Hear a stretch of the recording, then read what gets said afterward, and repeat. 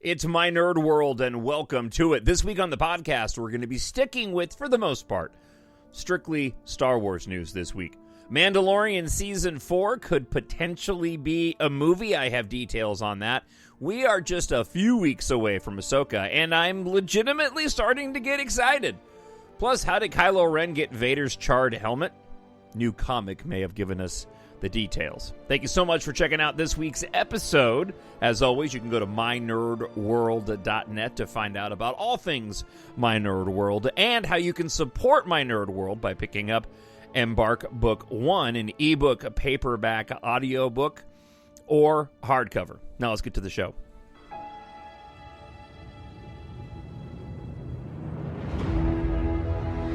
Nothing will stand in our way. I find your lack of faith disturbing. I will finish what you started. Who are you? I'm no one. There are stories about what happened. It's true. All of it. The Force. It's calling to you.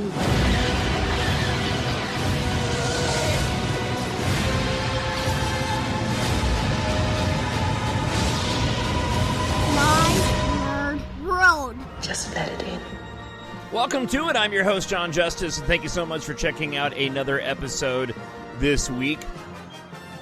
If you're on TikTok, I want to up front invite you to please go and follow me on TikTok at The Jon Justice, at The Jon Justice on TikTok. I'm trying to get followers, obviously, but I want to start doing more live content, and I need to have more followers on TikTok in order to reach the level where I can start going live. So if you're on TikTok, please go and follow me at The Jon Justice. You can also follow me on Instagram, same, at The Jon Justice. There also is a My Nerd World Instagram account as well, at The My Nerd World. You can find me there too, and of course on Twitter at Jon Jon Justice, or at The My Nerd World on Twitter as well. So this week we're going to be focusing again mostly on Star Wars, even though I've broadened out the podcast a bit, and I'm starting to get excited again for new Star Wars content.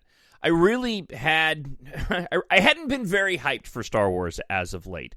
I don't know if it's simply because of the lack of any new content, if it's just been the negativity surrounding Disney as of late, but I haven't been in that headspace. I've been watching quite a bit of other content. So I've actually distanced myself from Star Wars quite a bit. However, recently I began to revisit the final season of Rebels, anticipating Ahsoka coming out later this month here in August, and suddenly find myself beginning to lean back into a Star Wars mode as we get closer and closer to the Ahsoka series. And I'm getting excited about the Ahsoka series. As I'm watching Rebels, I'm reminded of just the quality Star Wars that Dave Filoni puts out. And my expectation is beginning to grow for this Ahsoka series. I'm going to talk a little bit about that. But first, I want to share with you this rather interesting report as it relates to the future of The Mandalorian. Will you have a spark that'll light the fire that'll burn the First Order down?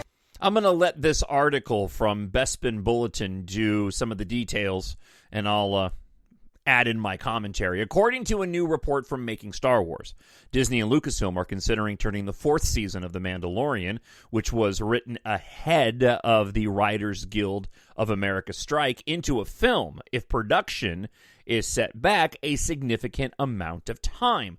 The Mandalorian Season 4 was originally set to film in late September and into the spring of 2024, but due to the WGA and SAG-AFTRA strikes, production has been delayed for an unknown time. Turning Mando Season 4 into a film is just an option Disney and Lucasfilm are reportedly considering, and is reportedly an option that Disney and Lucasfilm are fans of. Despite executives supposedly liking the idea, there's no word on what the executives involved think.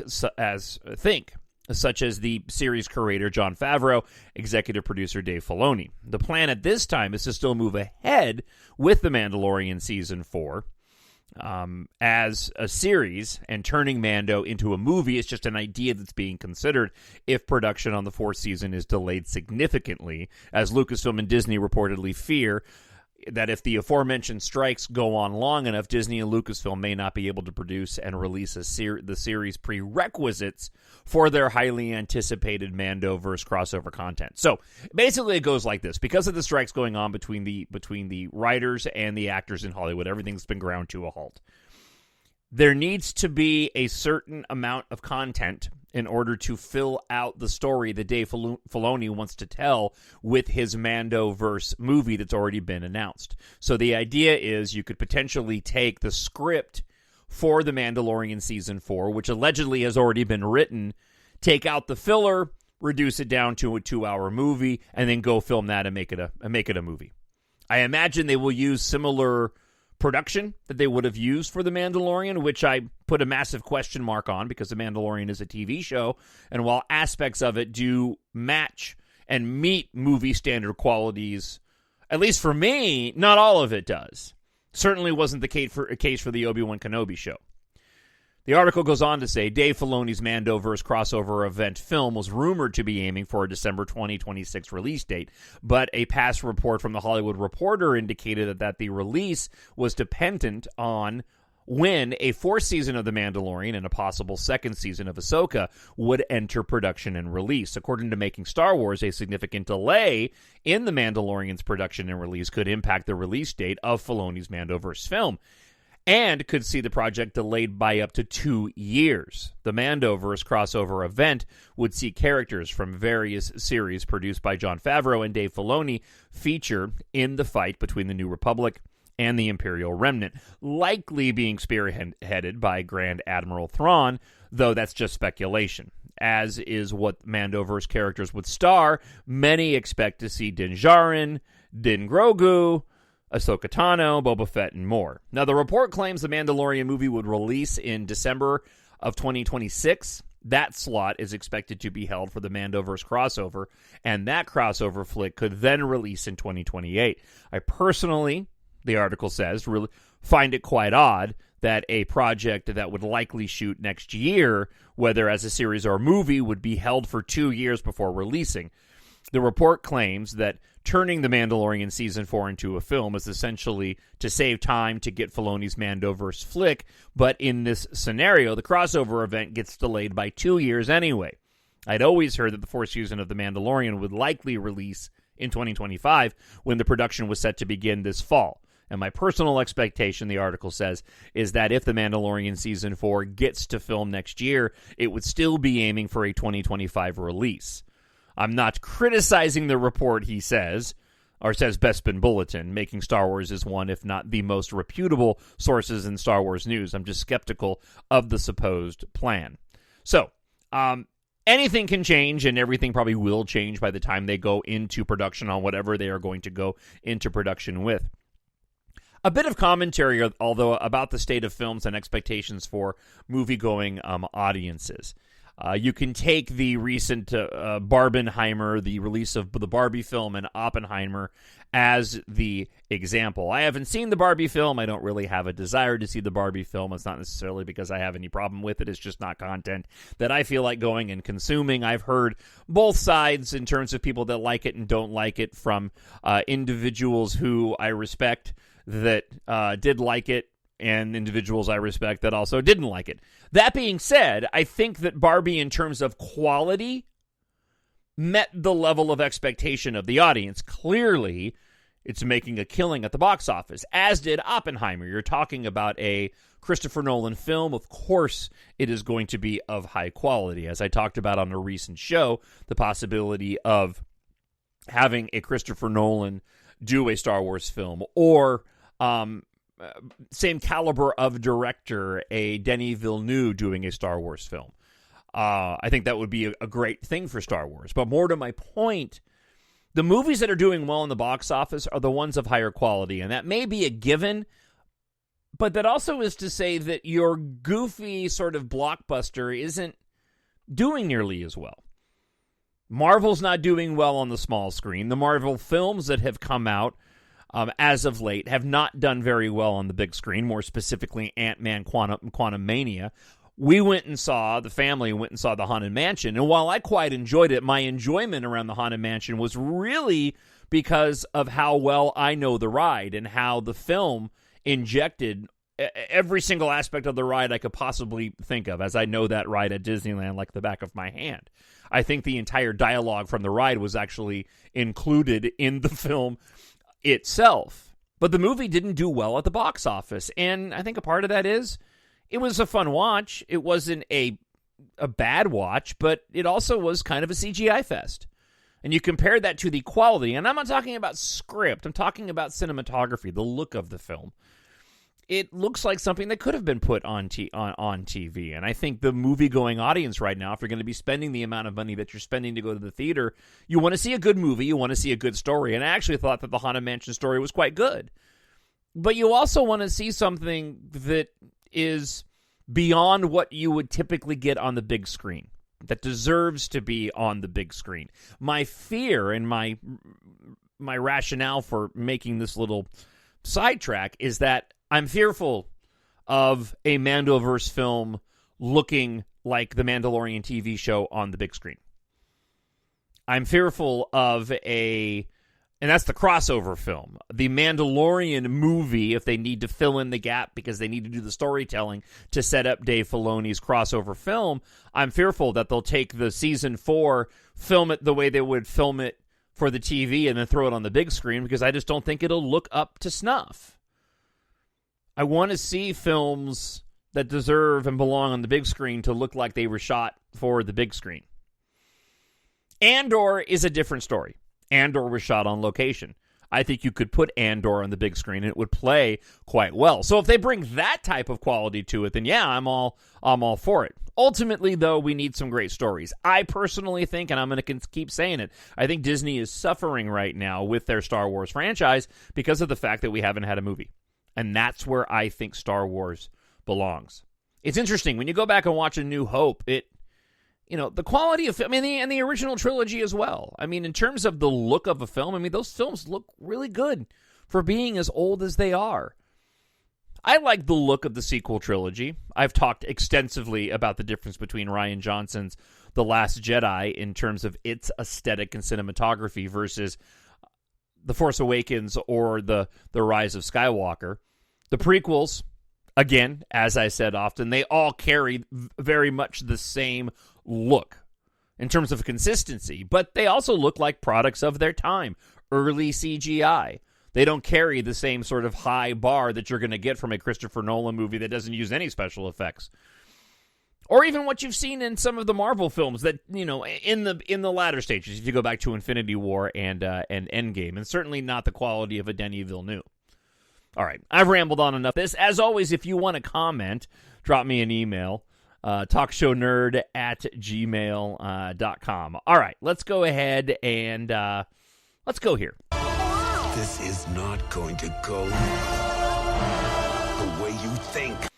The first 2 episodes of Ahsoka together have a total runtime of 1 hour, 36 minutes, and 36 seconds. Now, you can shave off probably, 10 minutes. If you take out 5 minutes at each of the end of those for the credits, because they're not putting them together. We're getting the first 2 episodes later this month. I believe it's on the 23rd for Ahsoka, so just a couple of weeks away. So again, we could get, one being longer than another. I think it's telling they're releasing 2 episodes at once. That tells me that the first episode of Ahsoka is probably a bit of a setup, and they needed to go ahead and include the second episode to kind of get the audience into it. They did something similar with Andor. I'm okay with this. I would love longer runtimes for these shows. It's funny, I've been doing a rewatch while doing my prep for my weekly show on Twin Cities News Talk here in Minneapolis, Monday through Friday, 6 to 9 a.m., which you can listen to Central Time on the iHeartRadio app. I've been doing a rewatch of Friends, a show that I know all the episodes, backwards and forwards. However, I was shocked at the sheer number of episodes in each season. We had 22 And now we're lucky to get like 8 in these series that we have on our streaming platforms. And this is part of the reason why there's this strike that's been going on right now, and the change in the way that these productions are run and having fewer episodes. I get a little bit disappointed when we have such a short series of, say, 8 episodes, and sometimes, like The Mandalorian, we get episodes that are barely cracking a half hour. Now, if you've got a series like we had with Rebels, I mean, they had quite a few more episodes, and you're used to those running about a half hour, but they were on TV for a while, but they run about 25 minutes or so. So this runtime of an hour and 36 minutes for the first 2 episodes of Ahsoka, not surprised by it at all. I hope that they all keep to over an hour, 40 minutes for these episodes, considering we're not getting that many episodes in each season. I am getting very excited for the show, though. Entertainment Weekly recently put a handful of new images out. Nothing dramatically new than what we've seen in the trailers. I'm fairly certain that what we've been shown in the trailers has been probably taken from the first few episodes of the series. They typically have a tendency to do that as of late. But there were some really cool shots. One particular shot that I really liked was the one that I used for the YouTube photograph. The YouTube cover for this week's episode, and it's Sabine on the speeder bike. A different angle of her almost posing for the camera, it looks like, even though I think she's supposed to be riding it. And we've seen some of that footage in the trailer with the E-Wing, which looks fantastic. I'm excited for Ahsoka for the story, obviously, but also for the aesthetics of the time and what I've seen in the trailer footage so far, and seeing a different part of the galaxy at this moment in time during the Mandoverse time period. So I hadn't really thought much about Ahsoka, and again, wasn't all that excited for it up until, I don't know, the past week or so. As I've started to get that desire to go watch Star Wars, and then the thought of having new live-action Star Wars always gets me excited. I'd be a lot more excited if this were up on the big screen, but at this point in time, I will take what I can get, and I just hope that the quality is as good as we've seen in Andor, Mandalorian, not like Obi-Wan, and the storytelling's good, and I'm pretty confident the storytelling for Ahsoka is going to be pretty spot on. I need someone to show me my place in all this. All right, one more story for this week. Typically, that's what I play for listener feedback, but I don't have any listener feedback this week. What I meant to do was hit this one. Something This is what I meant to play, inside me has always but I didn't been play there. that one. I ended up playing this one instead. All right, one more quick one for you. I thought this was interesting. Couple of things within certainly the Rise of Skywalker that I've always kind of scratched my head over. I'll share that with you here in a moment. But one particular storytelling point from the sequel trilogy may be answered soon from the SFF Gazette. To mark the 40th anniversary of Return of the Jedi, 40 storytellers have been assembled to recreate iconic moments from the film with a collection of short stories in Return of the Jedi from a certain point of view. Among the Star Wars stories set to be featured is one titled The Steadfast Soldier by Adam Christopher. In that, he'll depict the moment that Richard E. Grant's Allegiant General Pryde learned of the Empire's defeat on Endor. Now, the book's editor has strongly hinted that Pryde will come across Vader's funeral pyre. We're guessing that he takes the helmet as a means of reminding his fellow Imperials what the rebels did to their leaders prior to these remnants becoming the First Order. Why Pryde wasn't introduced until the Rise of Skywalker, it's safe to assume he delivered the helmet to either Supreme Leader Snoke or gifted it to Kylo Ren as a means of earning his trust. I always like it when we get a little bit more details and backstory on some of these things that weren't explained in the films. They don't ruin the films for me at all, but anytime we get that connective tissue, I get excited. And this is something that I talked about a long time ago, but I hope one day that we get an answer to some of the inconsistencies, or at least just sort of the rationale of certain things, especially in The Rise of Skywalker. The one thing in The Rise of Skywalker that drives me nuts, and I have to do my own headcanon to sort of get around it, but I think about it every time. I loved Kylo Ren's TIE silencer. This was his black ship from The Last Jedi. Now, The Last Jedi has a lot of these little tiny issues that I had to look beyond and try to figure out in my head and provide headcanon, even though I love that film. And these are things that the film gets a lot of grief for from those that don't like it. But Leia getting blown out of the deck into space doesn't bother me. What bothers me is the ship is supposed to be at moving at a fast rate of speed, and how is she floating, keeping up with it? That doesn't make any sense to me at all. I loved Kylo Ren's TIE silencer in The Last Jedi. I don't mind the fact that Kylo Ren got a new TIE fighter with the TIE Whisper in The Rise of Skywalker. And as a matter of fact, I like the TIE Whisper more than I do Kylo Ren's TIE silencer. The problem that I have is they don't give any explanation as to why there are so many multiples of that ship in the movie. You see him fly it. He crashes it on Pisana when he has the altercation with Rey. And yet he shows up again on Kamiji with one, and then ends up taking one to where the downed Death Star 2 is when he has the confrontation with Rey. Rey, of course, leaves with it. Now, they explain Kylo Ren and how he ended up getting to Exegol because he found a TIE fighter, conceivably in the wreckage of the Death Star 2. My problem, though, is, one, we don't ever see him get a new TIE TIE Whisper, so we have to assume that there are more of them in production. Like, they are now the TIE Interceptor, even though we don't see a group of them. One shot of a group of TIE Whispers, say, on his Star Destroyer after they leave Kamiji, could have handled this, or Kijimi, could have handled this whole problem. The other problem that I have is that he, as it relates to the Wayfinder, Kylo Ren has the Wayfinder in his TIE Whisper at the beginning of the film.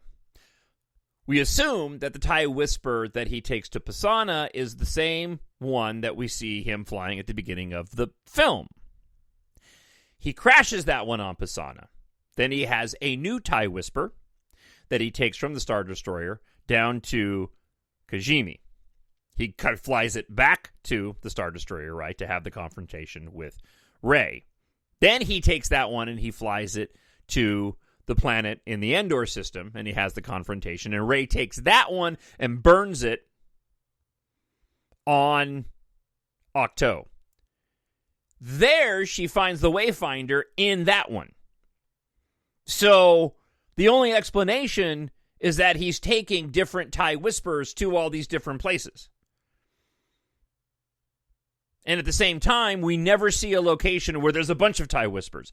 That is the one part of the film that I just scratch my head and going, why didn't anybody pick up on that?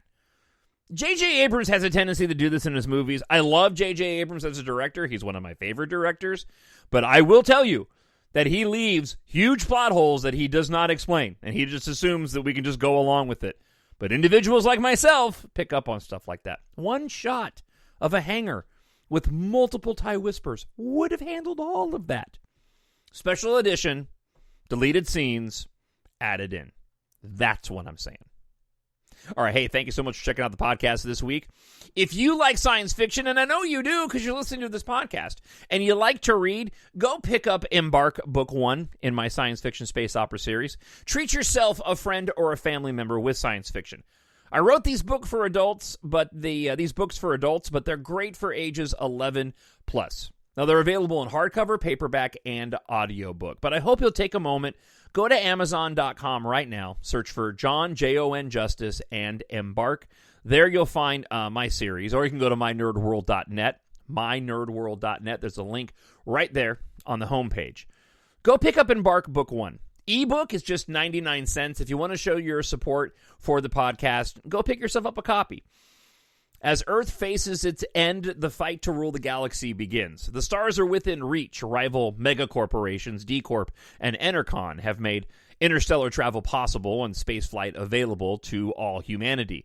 But exploration quickly becomes a matter of survival when pilot Kate Amaro receives a cryptic message from her father, an aerospace engineer who died 1 year earlier. Unaware that a massive industrial accident is about to set off an apocalyptic chain of events, fellow flyer Tathgardia eagerly agrees to help her investigate. As chaos breaks out amid the global evacuation, the ruthless Sin Argum of D-Corp attempts to exploit the disaster and gain control. Meanwhile, Taft and Katha make a shocking discovery that may hold the key to saving humanity from the tyranny of D-Corp's evil leader. Go check out this fast-paced and action-packed epic space opera. Again, head on over to Amazon.com, search for Jon, Jon Justice, and EMBARK, E-M-B-A-R-K, like the dog products. And pick up EMBARK Book 1. Again, you can pick up the ebook of Book 1 for just 99 cents right now. And the paperback and the hardcover are priced to sell as well. I reduced the price on those as much as I could while still making a little teeny tiny profit. And you can pick up the audiobooks too. They're all available at Amazon.com, or again, go to mynerdworld.net. And it's how you can support the podcast. I don't do the Patreon thing. I just ask you to go spend a little bit of money and get something in return in the form of fun, pulpy science fiction. Thank you so much for checking out this week's episode. I'll be back again next week. Until that time, I hope wherever you are, you're happy, you're healthy, and you're safe. We'll talk to you then. Bye. The Force will be with you, always. My Nerd World.